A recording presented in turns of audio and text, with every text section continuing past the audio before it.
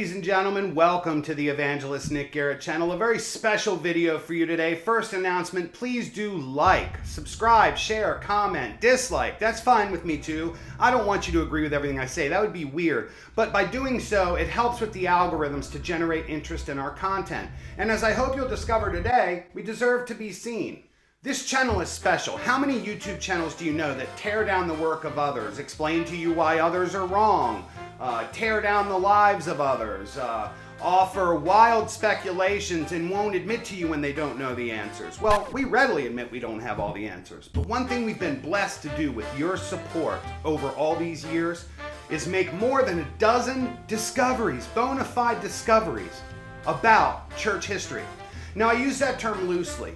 It doesn't mean that I'm special or I'm an exceptional researcher. You see, in today's digitized age, all the ancient records of the church have been translated into every language around the world. And there are small publishers like Forgotten Books that if I know the title, I can go actually buy a copy of the earliest records of the church translated into English and read them. And they contain the notes of the editors and the notes of the footnotes that allow me to go down every rabbit hole and share with you. The other thing I've had the privilege of is tens of thousands of hours to actually do the reading, which not only means when I read a document and share it with you that you're gaining that knowledge, but you're gaining the institutional knowledge that serves as the support for interpreting the knowledge that we're sharing. Well, today, 12 discoveries made by this channel as a direct result of your support.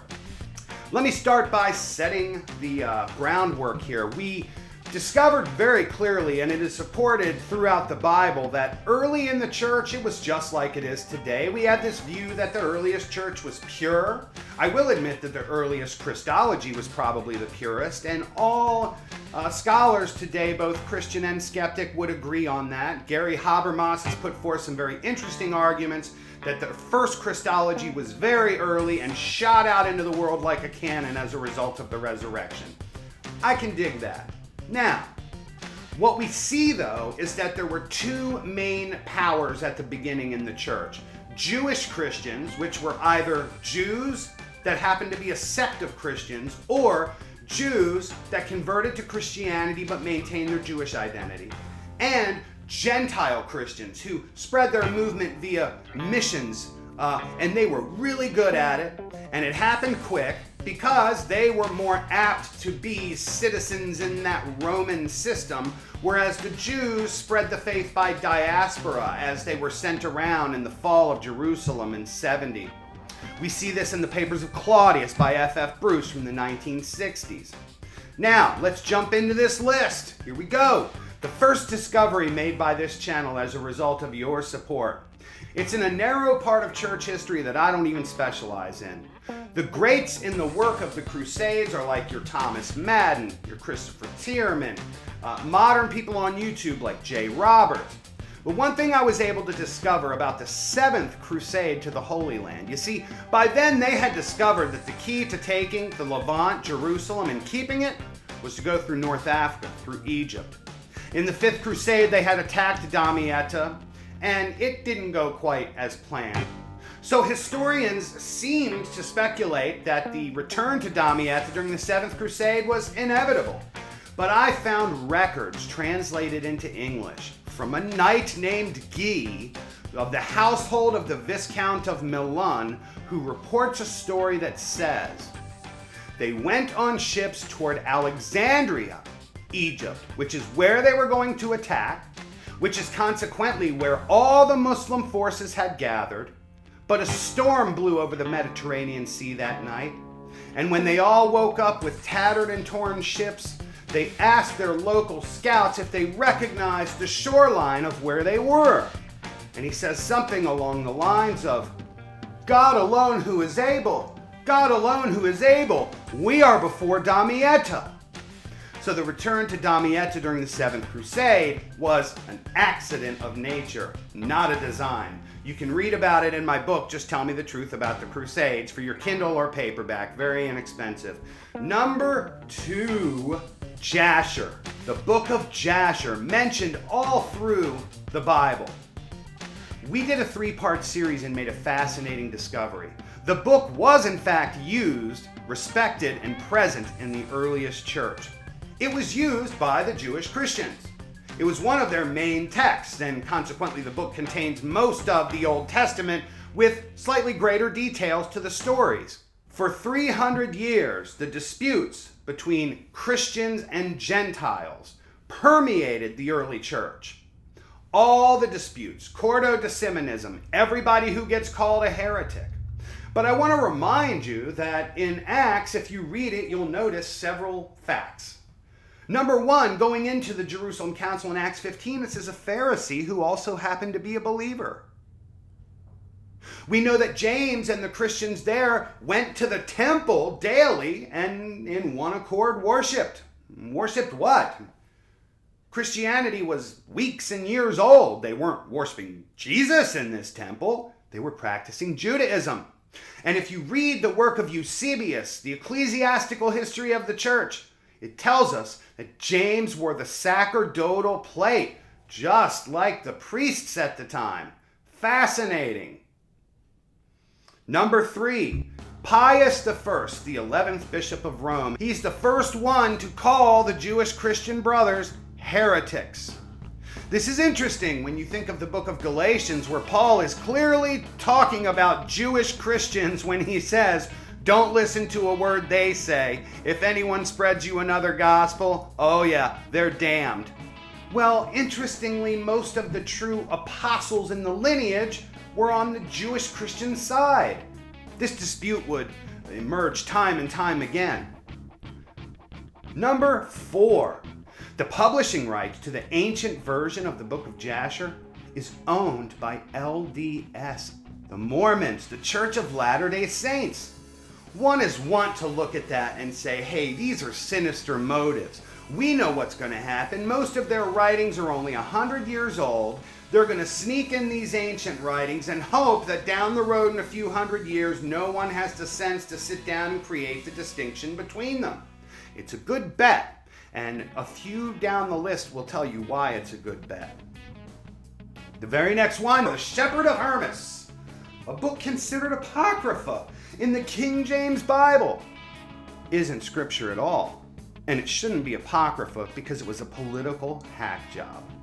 The brother of Pius I was named Hermes, and their father was a shepherd. And during this time, a great dispute was taking place among the Jewish and Gentile Christians called Cordodecimanism. You see, the Jewish Christians celebrated the resurrection the morning after 3 full nights from the meal that they had shared with Jesus, a Passover meal, no matter what day it fell on the calendar. Well, the Gentile Christians came along and said, look, we need a universal day. Let's celebrate it on the Sunday after that Passover meal, no matter what day. That's Sunday. That's the day we're going to do it. Well, Hermes claimed that he had a dream and was visited by an angel, and he wrote it all down in a book. And wouldn't you know it, the message was, hey, all Christians should celebrate this on Sunday. So as a consequence, Pius is the first one to begin calling Christians of Jewish persuasion heretics in writing. He's the first one to try to mandate an Easter Resurrection Sunday mandate. Victor, the 15th Bishop of Rome, undermining actual apostolic pupils. Victor said, by edict, we will celebrate Easter on Sundays. And Irenaeus, the pupil of Polycarp, the pupil of Ignatius, the pupil of John the Evangelist, said, whoa, Victor, let's use some temperance here, right? We want to keep the Christians together, not further divide them. They were ignored. Fascinating, no? Well, here's how people like Victor would end up in the bishopric in the first place. Number 7, a quid pro quo. Christianity spread like wildfire. During the first 100 years alone, there was like 12 Roman emperors. So, what would happen is the Christian leaders would go to the emperor and say, hey, maybe one of your friends could be the Bishop of Rome. It's a prestigious position, no? Yeah, all right, cool, yeah. And the quid pro quo will be no persecutions. We all know that persecutions are a story of early Christianity, but it didn't happen for 300 straight years. There are 10 major persecutions, and they went on and off depending on what happened. So here on one hand, you're going, oh no, the church history I believed that was holy and good is being eroded. But not really. It's just being revealed as more human. This is good. It saved lives. Less Christians are persecuted. If Christians are persecuted for that long, there's no Christianity today, folks. But it creates some complicated issues because, as Sir Lord Acton tells us, power corrupts and absolute power corrupts absolutely, but as many don't know, that quote goes on to say, good men are almost always bad men. The next number, the riches of Sylvester, the 34th Bishop of Rome. There's this book called Liber Pontificalis. It's hagiography. It's a list of the popes. You get a page or two about each one. Well, you get to Sylvester and there are 40 pages of, we gave the church gold, silver, properties, soldiers to go with the properties, chandeliers, cups weighing 2 pounds of pure gold. And this happened right after the Council of Nicaea. So you're looking at it and going, oh my gosh, they were all bribed. Not quite, but yes, and I'll tell you how. Most of the stuff on that list is stuff that was returned to Christians that had been stolen during the persecutions. Now the next one on the list feeds into Sylvester's list as well. Another quid pro quo. Constantine calls the Council of Nicaea. He sends out 1,800 invitations. Only 280 show up. They agree, oh, the Christian world's never going to be the same. He has parties in the imperial palaces, and as all the bishops are leaving, he says, hey, why don't you take all these riches and just give them out to the bishops that weren't able to make it as a celebration of my 20th year as emperor? Yes, right. That stuff ended up mixed in on Sylvester's list too. And it says that from now on, the gathering of bishops is what will decide what is right and wrong in the eyes of the church. Tough stuff. But don't lose hope, because during this process of reading all of this stuff, we also read that the Trinity was discussed almost immediately, but just misunderstood. It's contained in writings where clearly what they knew is an externalized Trinity. They wrote trying to put it on humans. Oh, maybe they're psychical, spiritual, and physical. They wrote trying to put it on the universe and all these other things, and eventually they would learn it's talking about a triune God, a Father, Son, and Holy Spirit that are each God. But it took time. Athanasius was a black man, the star pupil of the Council of Nicaea, the star pupil of Alexander, the Bishop of Alexandria, the one responsible for one of the greatest volumes of Christian works ever. Writings on the Trinity, writings on the heresies of the Gentiles for once. Writings of Jesus Christ as the very Logos of God, celebrated and worshipped in a way more than it is today. Writings about the Council of Nicaea and the persecution he went through. Talk about inspiring. He was in his early 30s during the Council of Nicaea. There you go. Martin Luther never intended for a split the way it occurred in the church. His 95 Theses targeted indulgences and papal authority. And he tacked it on the door of the Castle Church at Wittenberg, Germany, to discuss among his students. It does make its way through Cardinal Cajetan up to the bishop of a very corrupted papacy during the Italian Renaissance. No one disputes this, not even Catholic historians. But you see, what happened was the printing press is here during the same time and being widely used in Europe for the first time, and all these Greek scholars from the East after Constantinople came into the West and are talking to the Latin scholars for the first time, and they're looking at the translations and saying, whoa. Then you have powerful nation states beginning to rise and form, and boy, do they see this Reformation as a way to create a power structure where they can maintain their monarchical authority against the power of Rome. it is lost just how destroyed the Roman Catholic Church was in the wake of the Reformation. But in 1541, they would begin the Councils of Trent that went on for 18 years under Paul III, perhaps the best bishop to preside over such a thing, who had been treasurer under Rodrigo Borgia, who had ruled land since he was a child and been bought into the College of Cardinals since he was a young man. This is the dude you want in charge of a counter-propaganda movement. No question. Eusebius of Caesarea, Eusebius Bishop of Beirut, Eusebius of Nicomedia, Eusebius Bishop of Rome in 309 and 3010. They're all the exact same person.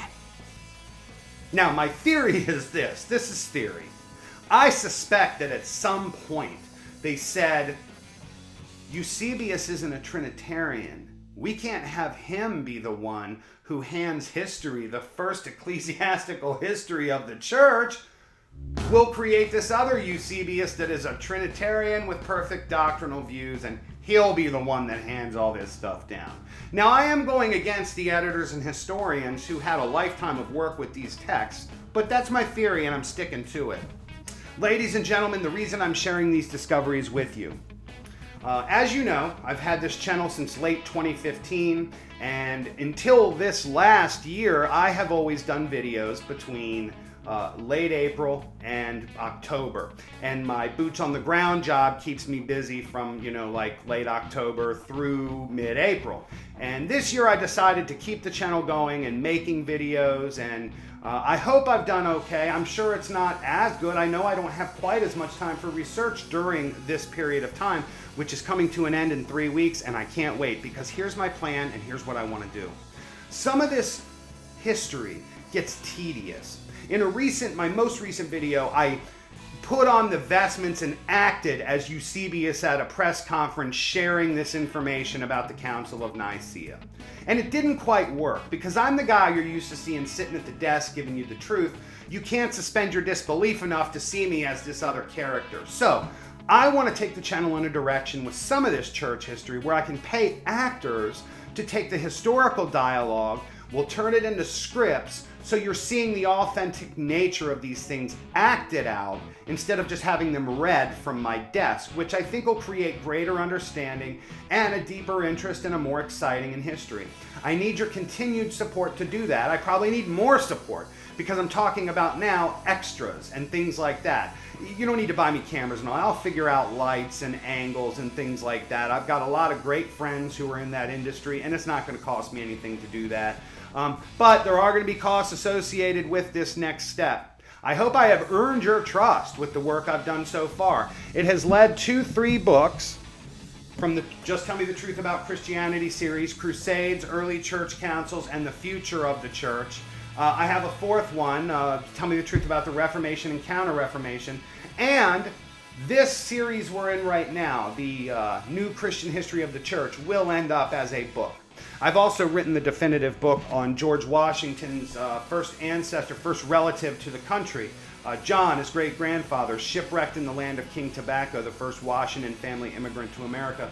You can buy these books on Amazon.com/author/Nicholasdgarrett for Kindle or paperback. They're very inexpensive. Everything like less than $10. The Kindle versions are only $2 or $3. You can support me via PayPal. Please do. That money is going to be used for exactly what I just laid out for you. I hope these videos have been edifying. I happen to be a born-again Christian, so for me the gospel is important. There will, when appropriate, be gospel messages put into this stuff, just to remind us that, hey, even though we're learning the reality of history that is tearing apart some of these mainstream narratives, that, in fact, the supernatural nature of God and the supernatural work of God and Christ and salvation is still there. And it's there from the very beginning. What we're seeing is the human effort to understand it and define it. And I've concluded that I suppose this must be what it's like to operate under the deception of the garden. To think you're doing well, to think you're on the road. The road to hell is paved with the best of intentions, they say. The Tower of Babel we tried to unify, and God said, I don't like this about humanity. But we find very complicated history here. But it's true history. And at the center of it is our desire to understand the supernatural God and the act of salvation that he wrought for us in the personhood of Jesus Christ. Thank you. You can also become a channel member, 3 levels. Support us on Patreon, 3 levels. Cashapp, Venmo. Purchase a cup, hat, mug, whatever your poison might be. I will see you on the next one. God bless you.